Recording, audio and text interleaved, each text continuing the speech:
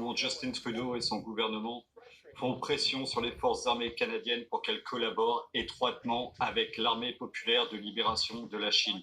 Ces documents montrent que même après que la Chine ait kidnappé 2 citoyens canadiens, Michael Covering et Michael Spavor, Trudeau insistait toujours pour que nos militaires maintiennent des liens chaleureux avec l'armée chinoise. Pour Trudeau, protéger les sentiments du dictateur chinois Xi Jinping est une priorité pour nos forces armées. Peut-être que cela ne vous surprend pas, mais ces documents révèlent également que Trudeau a envoyé des troupes canadiennes en Chine pour participer à la propagande de ce pays. Et là, le plus incroyable de tout, le Canada est en train de former des troupes militaires chinoises dans nos collèges militaires au Canada et incroyablement entraîner des soldats chinois à la base des forces canadiennes Petawawa sur comment mener une guerre par temps froid. Trudeau entraîne littéralement nos ennemis dans la façon de nous tuer et je vais vous le prouver. Ce sont les dossiers de la Chine sur Rebel News. Mon nom est Ezra Levant et je suis journaliste et auteur canadien. Une révélation, je suis sceptique de Justin Trudeau, le premier ministre libéral du Canada. L'année dernière, j'ai écrit un livre sur lui appelé Libranos. Et cette année, j'ai écrit un autre livre sur lui appelé Le virus de la Chine. Comment l'idéologie pro-communiste de Justin Trudeau met les Canadiens en danger. Mais même moi, je ne connaissais pas la moitié de tout ça. Je n'ai jamais tenu de document top secret entre mes mains auparavant. Celui-ci est marqué top secret dans ton endroit. Dans certaines parties, il est dit les yeux canadiens seulement. Les autres parties sont marquées Five Eyes seulement. C'est le nom de notre alliance du renseignement parmi nos plus proches alliés, le Canada, plus les États-Unis, le Royaume-Uni, l'Australie et la Nouvelle-Zélande. Je me demande ce qu'ils vont penser de tout cela. Les fichiers chinois, comme je les appelle, sont longs de 34 pages. Je ne les ai pas volés ou piratés, n'ont pas été glissés sous une porte. Ils m'ont été simplement donnés par les Affaires mondiales du Canada. C'est le nom officiel du département des Affaires étrangères. Vous pouvez voir l'intégralité du document, tous les fichiers par vous-même sur thechinafiles.com. Je mets le tout à votre disposition et à tous les autres journalistes qui veulent faire un rapport sur ceci. Quelque chose me dit que la télévision d'État, CBC, ne va pas parler de celui-ci. Ne pensez-vous pas? Les documents sont noircis comme la plupart des documents secrets le sont. Vous ne pouvez pas lire les parties intéressantes, mais pas celles-ci. Les lignes sont légèrement grisées pour que vous puissiez toujours les lire. En fait, si vous supposez que ce qui est grisé est les choses qu'ils ne veulent pas que vous voyez, cela rend la lecture encore plus révélatrice parce que vous voyez ce qu'ils pensent vraiment être sensibles. Maintenant, il n'y a rien sur les secrets militaires du Canada. Les parties grisées, n'essayez pas de cacher cette chose. Ce qu'elles essaient de cacher, c'est à quel point Trudeau est soumis à la Chine et à ce qu'il essaye de forcer nos militaires à faire. C'est ce qui est indiqué en gris, mais pas en noir. Au fait, je ne mettrai jamais les troupes canadiennes en danger. Il y a en fait une source qui a été identifiée dans ces articles qui pourrait être punie par la Chine, alors j'ai masqué cette information. Le reste, c'est juste de la politique qu'il faut savoir. Donc je ne sais pas, c'était peut-être une erreur humaine de la part du gouvernement d'envoyer ceci. Peut-être que quelqu'un à l'intérieur voulait que ces informations sortent. Un lanceur d'alerte, peut-être. Parce que j'ai posé au départ une toute petite question et ils y ont répondu avec ces 34 pages. Au départ, en avril 2019, j'ai vu cette histoire sur un site web de propagande d'État russe appelé Sputnik. Des représentants de plus de 60 pays étaient arrivés en Chine pour le défilé de marine internationale. C'est les titres que je vais vous lire un peu. Des représentants de la marine de 61 pays sont arrivés dans l'est de la Chine, dans la ville portuaire de Qingdao, afin d'assister au défilé international célébrant le 70e anniversaire de l'armée de libération du peuple chinois. C'est ce que disait le vice-amiral de la marine de l'armée chinoise, Chen Jinglong. Et voici un tweet de la ville de Qingdao montrant une partie de la puissance navale chinoise et disant que différents pays étaient venus le célébrer. Maintenant, je m'attendais à ce que la Russie soit là et les colonies africaines, mais une phrase a attiré mon attention, celle-ci ici. Des représentants de haut rang du Canada, d'Allemagne, de l'Inde, du Mexique, du Japon, de la Corée du Sud, des États-Unis et du Royaume-Uni étaient également présents à l'événement. Bon, le Canada était là-bas et les États-Unis aussi. Sous Donald Trump, je n'y croyais pas. Pour célébrer la puissance militaire de la Chine, et en fait, non. Voici la vraie histoire du journal Business Insider. Les États-Unis n'ont pas répondu présent à l'envoi de navires au 70e grand anniversaire du défilé de la marine chinoise dans un camouflet apparent. En fait, l'Amérique a envoyé son plus gros espion en Chine. Je vais vous citer. Les États-Unis, toutefois, n'enverra que l'attaché de l'ambassade des États-Unis à Pékin. Ok, donc ils ont envoyé un espion.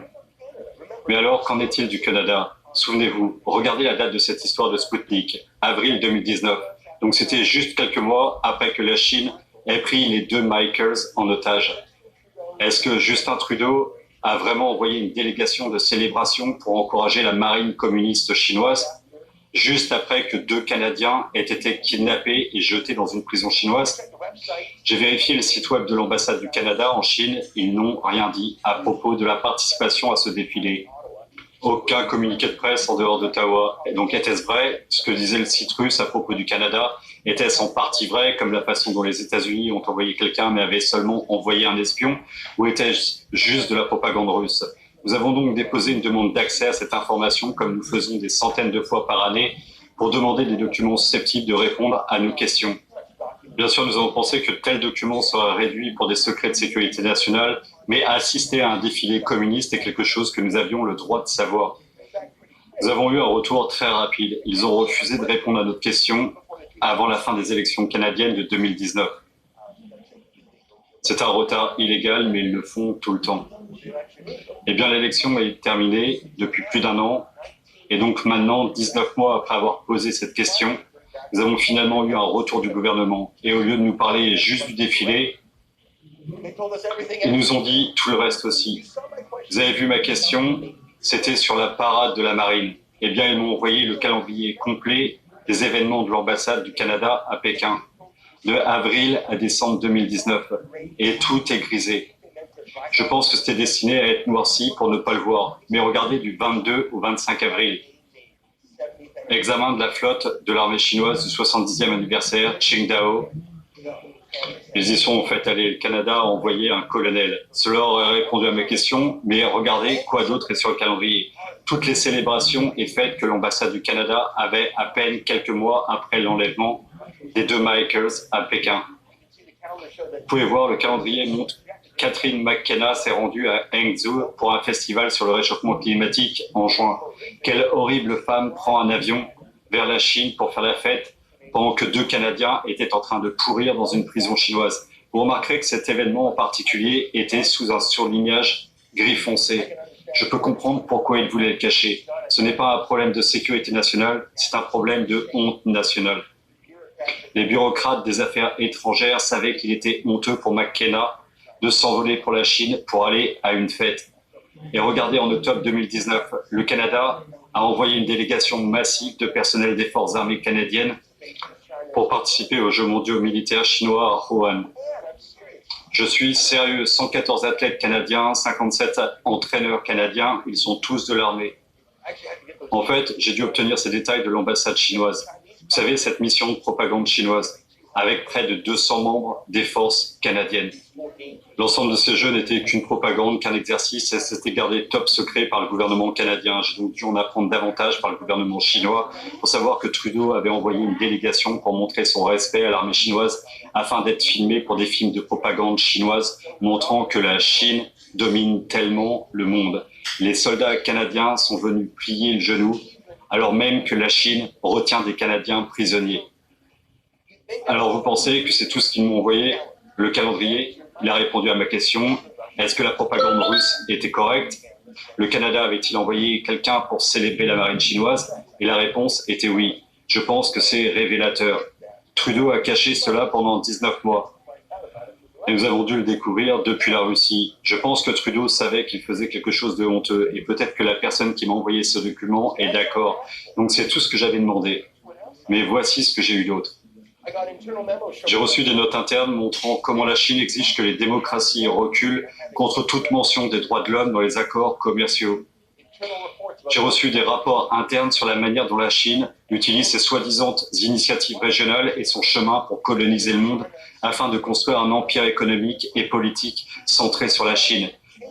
Comment la Chine change la diplomatie elle-même en remplaçant l'idée de multilatéralisme qui est comme les chevaliers de la table ronde, où chaque pays traite de manière équitable les uns avec les autres, comme aux Nations Unies. La Chine le remplace avec quelque chose que la Chine appelle le multibilatérisme, avec la Chine au milieu du monde, comme un centre avec un tas de rayons le reliant aux autres pays. Donc plus de rencontres internationales comme le G7 par exemple, juste des réunions de style chinois mettant la Chine au centre et tous les autres pays doivent passer par là pour négocier les uns avec les autres. C'est intéressant. Une autre chose que j'ai apprise, c'est à quel point le gouvernement canadien se censure lui-même sur la Chine, en observant le genre de choses qui voulaient nous empêcher de voir les trucs grisés, parce qu'il ne voulait pas que Xi Jinping perde la face. Le Canada se bat pour le président chinois.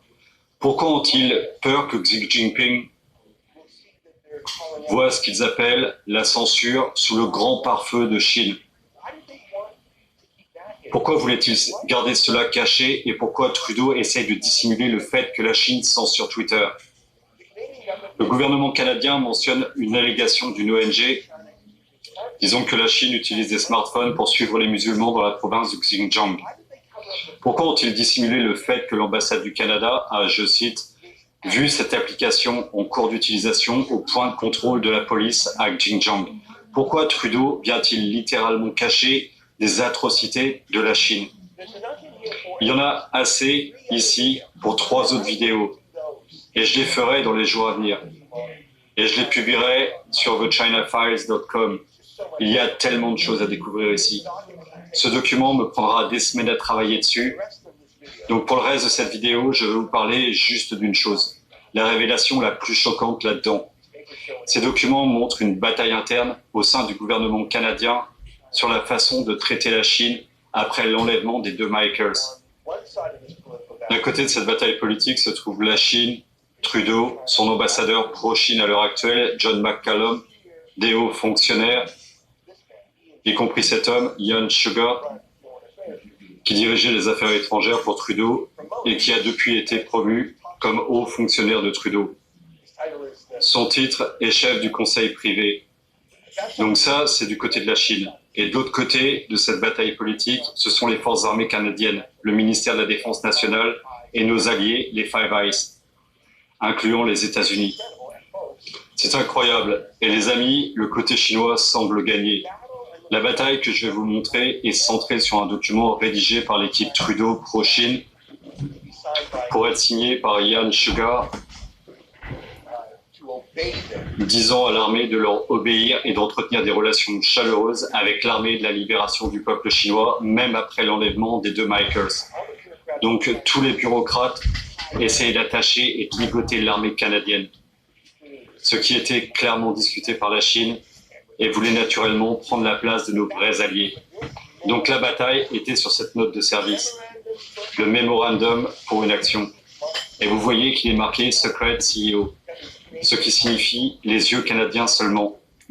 Alors je vais le lire, adressé au député ministre des Affaires étrangères, à l'époque c'était Ian Sugar. Envoyé en copie IFM-OGM, c'est un acronyme pour désigner la branche des affaires politiques et la direction des affaires étrangères de l'Asie. Sujet, directive des ministres députés des Affaires mondiales du Canada à l'égard des engagements du département de la défense des forces armées canadiennes avec l'armée de libération du peuple chinois.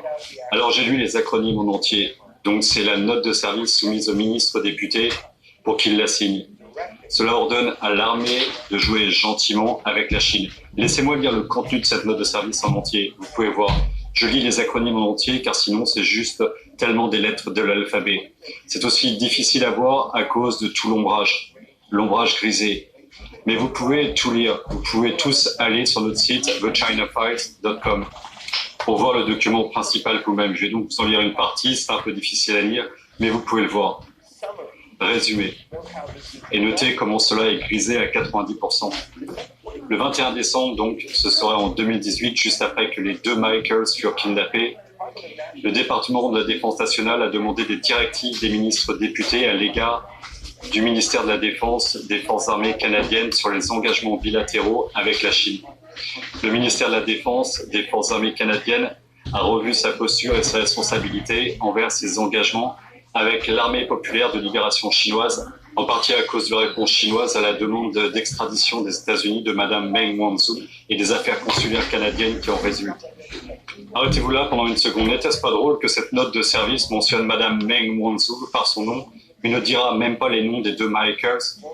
Ils ne diront même pas qu'ils sont des prisonniers, des otages. Vraiment, c'est honteux la façon dont ils parlent, même en privé, au gouvernement. Mais regardez, jusqu'à présent, le chef d'état-major de la Défense a choisi unilatéralement de ne pas procéder à un plan d'exercice bilatéral d'entraînement aux activités militaires pour 2019. Un exercice d'entraînement à la survie hivernale. L'armée de libération du peuple chinois n'a pas encore été informée de cette décision. Je suis stupéfait. Je suis sérieux. Saviez-vous que le Canada avait un accord bilatéral d'exercice militaire d'entraînement avec la Chine? Bilatéral, en tête à tête, c'est juste le Canada et la Chine là-bas. Et apparemment, nous en faisons un certain nombre. Donc juste le Canada et la Chine s'entraînant ensemble. Nos alliés de l'OTAN ne sont pas invités.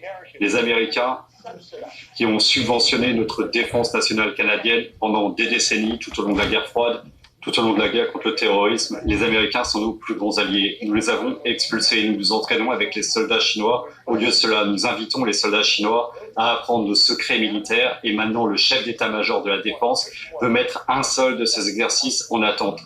La cession de guerre par temps froid. Nous entraînons la Chine à nous battre au Canada. Nous formons la Chine à battre l'Inde dans leur bataille dans les montagnes qui dure depuis des mois. Le chef d'état-major de la Défense pense que nous devrions peut-être mettre cela en attente. Et voici ce que disent les trudocrates. Alors que résoudre des affaires consulaires est la priorité absolue du gouvernement du Canada, encore une fois, ils ne diront pas les noms de Michael Kovrig et de Michael Spavor, ils ne les ont tout simplement pas dit, je reprends. Alors que résoudre les affaires consulaires est la priorité absolue du gouvernement du Canada, assurer une certaine continuité dans d'autres parties de la relation Canada-Chine reste important. Compte tenu de l'examen minutieux, toute décision du Canada de réduire ou de couper les liens doit être soigneusement examinée pour éviter d'envoyer des messages inutiles ou non intentionnels. Donc Trudeau et son état-major donnent des cours à l'armée. N'osez pas défendre les valeurs canadiennes, n'osez pas défendre deux Canadiens kidnappés illégalement. Vous devez continuer à prétendre que tout va bien. C'est un ordre. Et c'est le sujet du reste de la note de service. Les bureaucrates instruisant le chef d'état-major de la Défense qu'il n'est plus autorisé à couper d'autres programmes conjoints avec l'armée de libération du peuple chinois sans la permission de Trudeau. Laissez-moi lire un peu plus. Dans l'intérêt d'éviter un tel scénario, une lettre a été rédigée en votre nom pour le ministre député Thomas du département de la Défense nationale qui fournira une orientation conforme à l'approche actuelle du Canada à l'égard de la Chine. Regardez ça. Si vous avez vraiment noirci les parties grisées ici, vous n'auriez aucune idée de ce que c'est. Vous ne saurez rien. Vous ne sauriez pas que notre armée entraîne les troupes chinoises. Vous ne sauriez pas que l'armée a voulu annuler une seule de plusieurs des sessions de formation conjointe et vous ne sauriez pas que Trudeau avait été profondément enragé et toute la bureaucratie libérale qui voulait menotter le chef d'état-major et l'a forcé à continuer à travailler avec les troupes de l'armée chinoise. Sauf s'il lui était dit explicitement de faire autrement. C'est la lettre d'accompagnement de la note de service. Et puis ils ont leurs arguments et je sais que cette vidéo devient longue. Mais franchement, tout cela mène à ceci. Regardez cette partie. Regardez à cette partie très très sombre du paragraphe 2. Je vais le lire si vous ne pouvez pas vraiment le voir. Cet examen a également suscité des inquiétudes exprimées par l'armée américaine qu'au moins un élément de collaboration militaire canadienne-chinoise prévu pour 2019 risque le transfert de connaissances involontaires et indésirables du Canada vers l'armée de libération du peuple chinois. C'est tout, tout est là. C'est très sombre, mais vous pouvez le voir si vous regardez attentivement. Regardez par vous-même sur thechinafiles.com. Trudeau faisait une formation militaire privée à la Chine par les forces armées canadiennes.